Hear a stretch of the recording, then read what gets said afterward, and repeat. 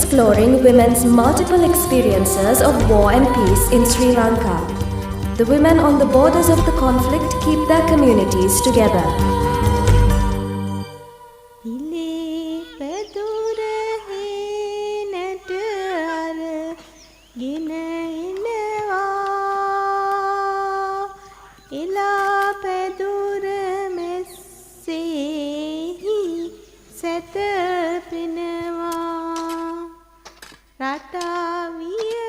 දියතලා ඉඳලා ඉතින් වැල්ලවාට 50යි ආවා අපි. 50යි ඇවිල්ලා එහෙ ගොවිතැන් කරගෙන එහෙ ජීවත් වුණේ. ජීවත් වෙලා ඉතින් 76 තමයි මම මෙහාට ආවේ.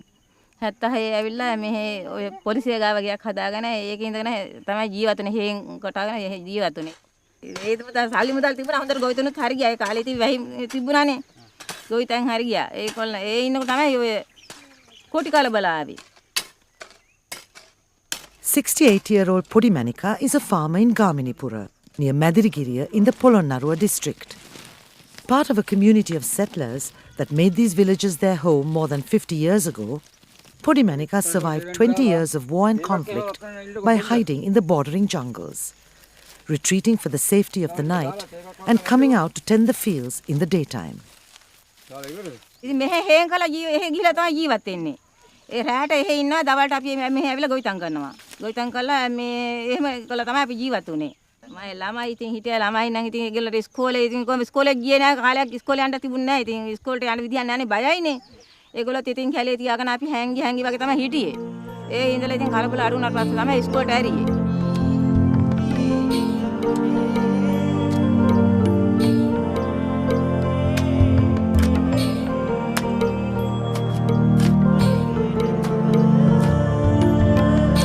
It is the proximity of Gaminipura and other villages to the conflict areas of the north and east that makes those like Podimanika especially vulnerable to war and violence. These villages on the edges of the districts of Putlam, Mana, Anuradhapura, Vaunia, Trincomalee and Polonnaruwa are known as border villages and are home to Sinhalese, Tamils and Muslims. Their populations have therefore been vulnerable to retaliatory attacks by the LTTE as well as ethnic tensions among communities at times of conflict. Although the towns and suburbs in these areas have a somewhat established infrastructure, services and resources are not easily accessible to the residents of the border villages. Isolated from the rest of the country due to their location, these are communities that have long been overlooked by politicians and planners. There is little public awareness of the life of hiding they have been forced to lead and the fear that has haunted them for years. It was only since the signing of the ceasefire agreement in 2002 that these communities have been able to restore their lives to relative normalcy. 2004 ගෙවල් අපිට හදලා දුන්නේ. ගෙවල් මැටි ගහලා තමයි අපි හරියට හිටියේ. ඔයගේ ගඩොලින් බැඳලා අපිට ගෙවල් තිබුණේ නැහැ. ඒකල මේ ගෙයක් හදලා දුන්නා. ඒක ඉතින් අපි හොඳින් ජීවත් වෙන ගේ හිටියේ. ඒ ඉඳලා තමයි මේ ගොවිතැන් කරන්නේ. ගොවිතැන් කරන් හිටියේ ඉතින් අපිට බයක් තිබුණේ නැහැ. දැන් අවුරුදු දෙක තුනක් ඉස්සෙල්ලා බය තිබුණේ නැහැ. ඉතින් ඕන කැලේක ගිහිල්ලා අපිට ජීවත් වෙන්න තිබුණා.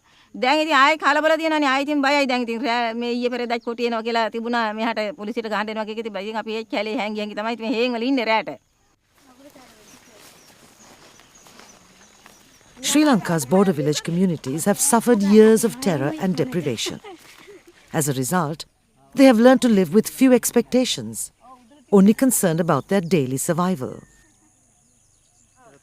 අපි හිතාවේ අපිට මේ වගේ ගමකට ඇත්තටම ආයෙන්න සිද්ධ වෙයි කියලා. ඔව් අපි හිතලා තිබ්බේ නෑ. ඒ මොකද අපිට ඉතින් මේවා මහා කැලෑවල්නේ තිබ්බේ. එයාලා වුණත් වෙනකොට ආවේ අඩිපාරෙන් ආවේ එහා පැත්තේ. දැන් ඕගොල්ලෝ මේව අතහැරලා යන්නේ. ආයෙ කොටි යවුවත් යන්නේ නෑ. ඇත්තටම ඊයේ පෙරේදාත් කට්ටි කලබල වෙලා දුවන්න පයින්න ගියා. අපි ඒවත් ගියේ නෑ. කොටි යවුවත් දාලා යන්නේ. ඒත් ඔක්කොම එකට. Taking advantage of the atmosphere of peace, and with the assistance of an organization that was already working with communities in the area, the residents of the Gaminipura border village mobilized themselves to rebuild their homes. After discussions with government authorities, a new location was identified and the land divided into plots.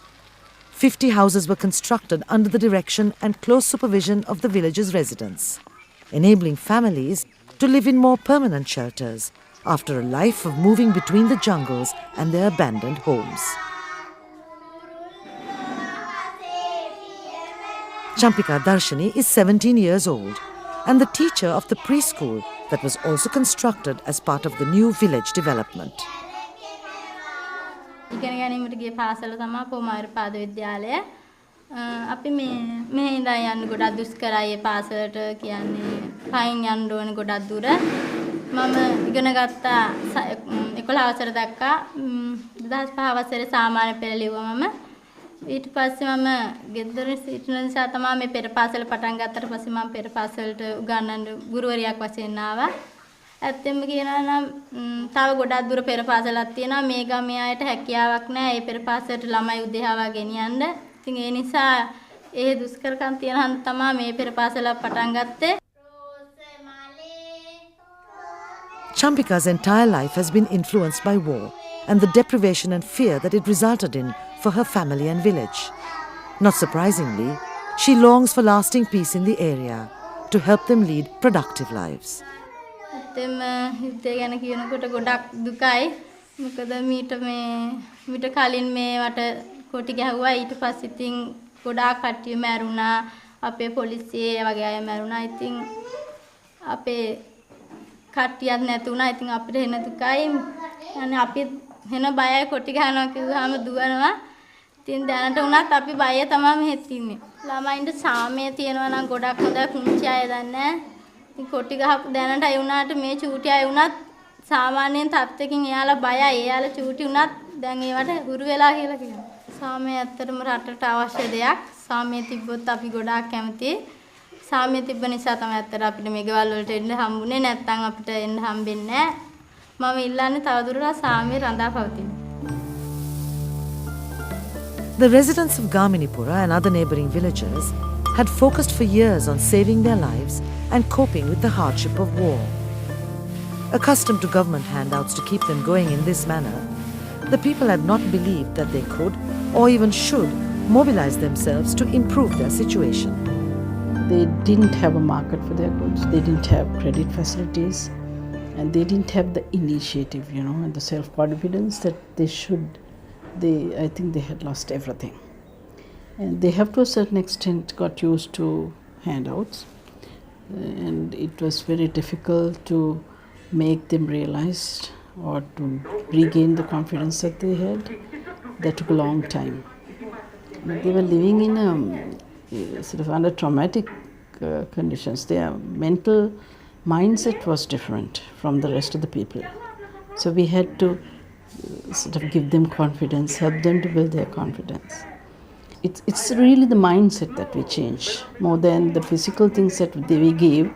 We used everything that was physical or money to change their attitudes, to build their confidence. And I think we succeeded in that. The investment in boosting confidence and self-esteem has seen some results, among the women in particular. A community organisation has emerged and is attempting to address shortcomings and problems in the villages. මොනවද තමන්ගේ ගෙවල් වල තමන්ගේ දුක්බර හැම දෙයකින්ම තව මොනවද අඩුපහඩු තියෙන්නේ තව ගෙවල් වල මොනවද කරෙන්න ඕනේ මේ සමිතියේ අතරේ අර ගෙවල් වල ඉන්නයට දැනුවත් කරන්න හැම මාසෙම අපි 4 වෙනිදාට රැසීම් පවත්වාගෙන යනවා AC මේකේ. Women of all generations have begun to work together to mobilize others in the community and improve the local infrastructure and conditions. එයින් විශාල වැඩ කරනවා මොකද අපේ කාන්තාවන් සියලු දෙනා මේ සමිතිය අපි කොහොම හරිලා එකමුතු කරගත්තා සහ මූලිකත්වයෙන් වැඩ කරන දේ කියා දුන්නා. ඉතින් ගියාම අපි මොකද එකමුතුකම ඉතින් සහම කැපවීම හැම දෙයක්ම අපිට ඒ සමිතියෙන් ඉගෙනුවා පුහුණු වීම දීලා ඒ තුලින් දැන් කාන්තාව තව ටිකක් දිරිමත් වෙලා තිනවා. ඒකෙන් ගොඩක් අපිට සේවයක් සිදුුණා. මේ ගමේ ජීවත් වෙන කාන්තාවන් කුඩී වැඩ කරලා තමයි ජීවත් වෙන්නේ. දරුවන්ට ඉගෙන ගන්න උනත් ඒ අවශ්‍ය දේවල් අරන් දෙන්න තරම්වත් සවිසත්තියක් නැහැ කාන්තාවන්ට. ඒ වගේම ඉස්කෝලේ ඒ ළමයිට ඒ වගේ දේවල් තියෙනවා. ඒ වගේම ඇත්තම කියන සෝයිසයෙන් නැගී සිටින්න තරම්වත් ස්වන් රැකියාවක් අරේ මේ නැහැ කාන්තාවන්ට. The introduction of a credit scheme has helped many of the women start small business enterprises. It's not easy for them to cope, as they must also continue working in the fields with the men. But they do manage to make an additional contribution to family incomes. in spite of the constraints of poor services like electricity in the area. මම අවුරුදු 15 විතර වගේ මේ රස්සාව පුරුදු වුණා. ඉස්කෝලේ යන කාලේ ඉඳලම 2005 මාර්තු 3 වෙනිදා මම මේක විවෘත කරේ. එදා ඉඳලා ඉතින් මට ප්‍රශ්නයක් නැතුව මාස 5ක් විතර මම කරගෙන ගියා. ඉතින් මට කරන්ට් එක ගන්න අපහසුකමක් තිබුණා. මගේ ඉතින් නිවස ළඟම නිසා මම නිවසින් තමයි මෙහෙට වයර් එකක් දාලා කරන්ට් එක අරන් තිබුණේ. පිට ආයේ කියලා තිබුණා මෙහෙමයි මෙතන මේ වගේ දෙයක් කරනවා. ඉතින් කරන්ට් එක ඒගොල්ලන් ගෙදරින් අරන් කරන්න කියලා. ඊට පස්සේ ඉතින් මම කරන්ට් එක කපලා දැන් මාස 8ක් විතර වෙනවා කරන්ට් එක නැහැ මට. ඊට පස්සේ මගේ ආයතනෙ වැහුවා. වහලා මාස 8කට පස්සේ ඊයේ තමයි නැවතත් රුපියල් 11000ක් විතර මුදලක් බැඳලා මම කරන්ට් එක ගත්තේ. ඊට පස්සේ ඒ අනුමැතිය ඇතුව ගෙදරින් කරන්ට් එක අරගෙන දැන් ඉතින් මම රස්සාව කරගෙන අද සිට රස්සාව ඉතින් හොඳින් කරගෙන යන්න මම බලාපොරොත්තු වෙනවා.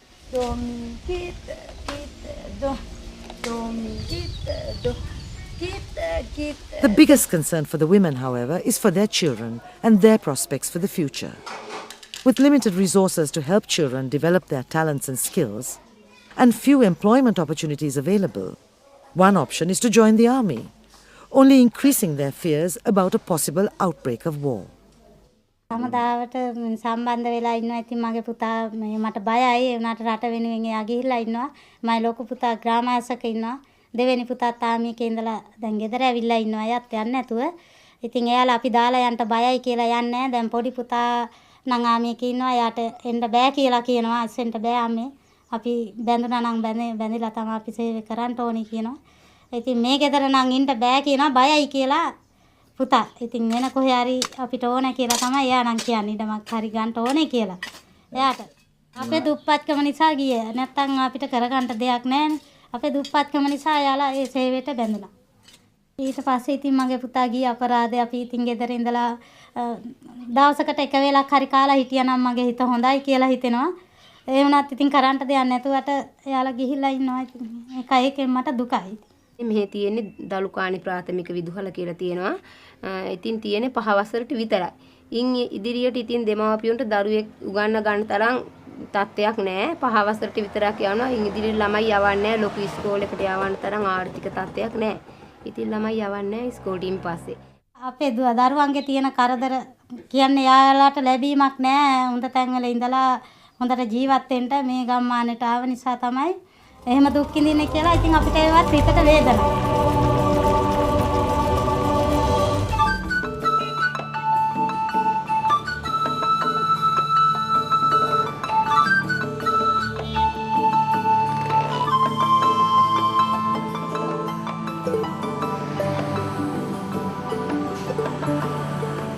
In September 2005, a group of 30 young women from the border villages of the north-central areas of Sri Lanka went to Colombo to take part in a vocational training program.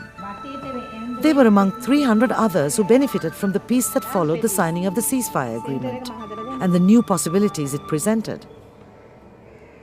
තුරුණගනීර පැවති යුද්ධමය තත්ත්වය යටතේ අපේ තරුණ විශේෂම කාන්තාවන් බොහෝම අසරණ තත්ත්වයකට පත් වුණා. තනි බවට පත් වුණා. ආර්ථිකයෙන් ඒගොල්ලෝ බොහොම වැටීමකට පත් වුණා. තරුණියන්ට ඇත්තෙන්ම තරුණ ජීවිතේ හරියට ගත කරන්නවත් කාලයක් උනේ නෑ වගේ අපිට තේරුණා. අපි අත්දැකීම් ලැබුවා ඒගොල්ලන් බලන්න ගිහිල්ලා දැකලා. ඉතින් අපිට හිතුණා ඒගොල්ලන්ට එකක් ආර්ථිකව නැගා සිටින්නත් අනිත් එක ඒගොල්ලන්ට ස්ව ශක්තියක් අභිමානයක් ඇති කරන්නත් කොළඹ වගේ මේ වගේ තැනට ගෙනල්ලා කණ්ඩායමක් වශයෙන් පුහුණු කරලා කණ්ඩායම් හැඟීමක් දෙන්නත් ඒ වගේම ඒගොල්ලන්ට කකුල් දෙකෙන් නැගී හිටින්න අවස්ථාවක් සලසලා දෙන්නත් ඕනේ කියලා අපිට හිතුණා.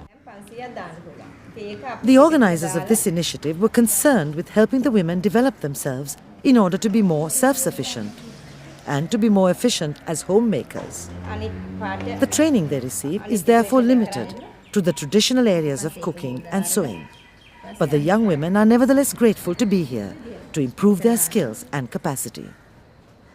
අපි ගොඩක් දුර පළාතක ඉන්න නිසා දුෂ්කර පළාතක ඉඳලා මේ වගේ තැනකට අපි එක්කන් ආපිකත් අපිට ලොකු අත්දැකීමක් වුණා.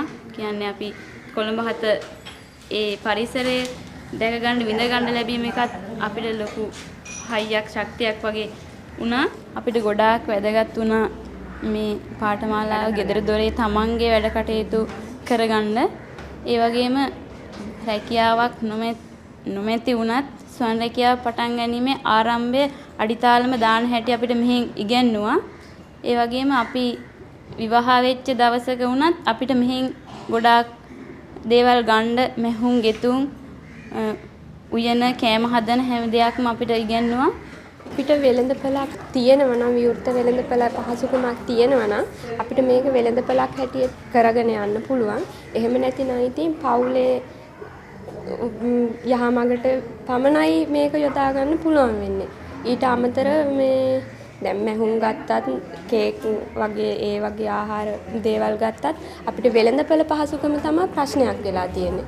ඒ පහසුකම සපයනවා නම් අපි හදන දේවල් මිලදී ගන්න තැනක් තියෙනවා නම් අපිට පුළුවන් මේක වැඩි දියුණු කරලා ඉදිරියට ගෙනියන්න. දැන් මේ වගේ තැනකට එන්නේ ඇත්තටම මොකක් හරි බලාපොරොත්තු වෙන්නේ. ඉතින් දැන් මේකෙන් ලැබෙන ඇත්තටම හොඳයි. ඉතින් එහෙම ගිහිල්ලා කරන්න තරම් පුළුවන්කමක් නැහැ අපිට. දැන් කියන්නේ දැන් මෙතන මහන්න උගන්වනවා. ඉතින් මහන්න උගන්වනකොට දැන් අපිට කරගත්තොත් නැරෙන්න දැන් එහෙම ව්‍යාපාරයක් විදියට කරගෙන යන්න අමාරුයි. අපිට මේ මාසෙ මෙතන කතා කරනකොට තේරෙනවා මේ ළමයි කොච්චර දුරට අපිට ඔබෙයිද කියලා කොළඹ නගරයට. ඉතින් ඒ නිසා අපි පුළුවන් තරම් බලනවා ගමාශ්‍රිතව ගොඩනැගෙන්න උදව් කරන්න. නමුත් ඒ අතරදී අපේ තියෙන ප්‍රථමාධාර ඒකට සෙන්ට් ජෝන්ස් ඇම්බියුලන්ස් බ්‍රිගේඩ් එකෙන් තමයි සහතිකය දෙන්නේ. හොඳ පුහුණු ගුරුවරයා පුහුණු කරන්නේ.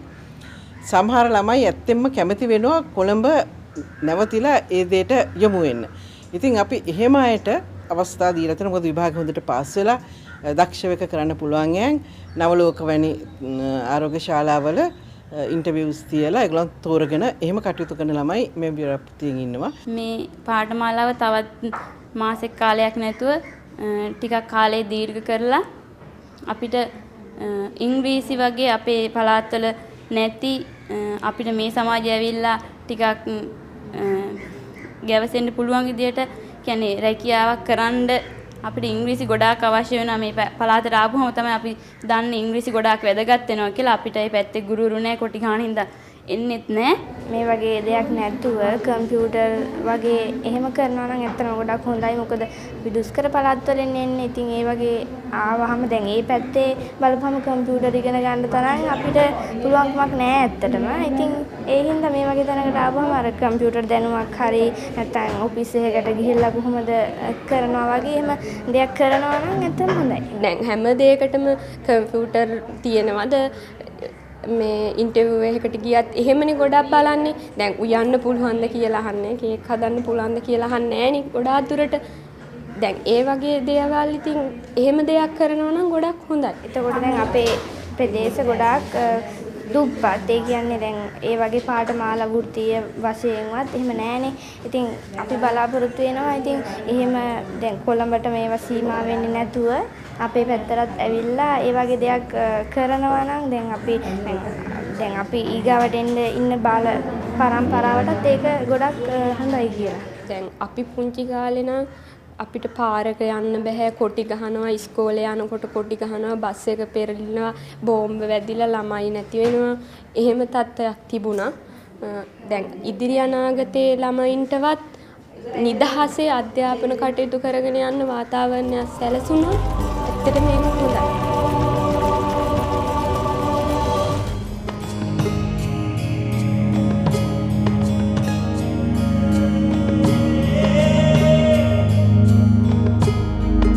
Far away from Colombo, in the border villages of Polonnaruwa, the desire for peace is uppermost in the minds of all the residents. After a period of relative calm, they are once more reminded of the possibility of war and conflict in the future. For them who have been ignored through their times of suffering, it is their biggest fear of the future, and one they simply do not want anyone in the country to have to face.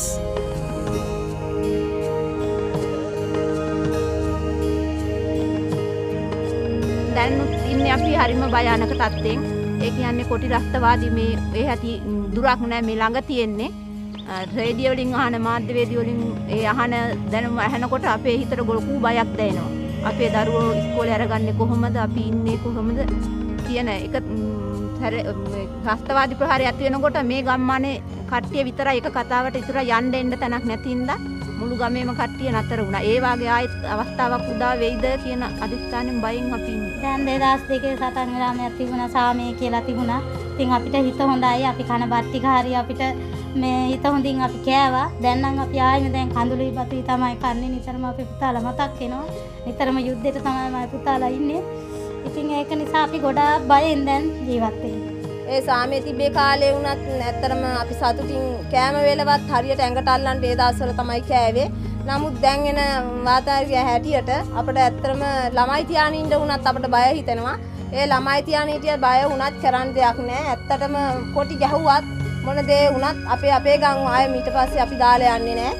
දාලා ගියත් අපිට යන්න තැනක් නැහැ. කැලෑ කපලා මෙච්චර දුක් විඳලා තමයි අපි මේ ගෙවල් දොරවල් ඒ ආයතනෙන් උනත් උදව් කරත් අපි සෑහෙන්න මේකට මහන්සි වෙලා තියෙනවා. අපි ආයෙ ඊට පස්සේ අපේ ළමයිවත් අපි ඔක්කොම ගේ ඇතුලේ මැරෙනවා මිසක් අපි මේ ගම දාලා ආයෙ ඊට පස්සේ යන්නේ නැහැ.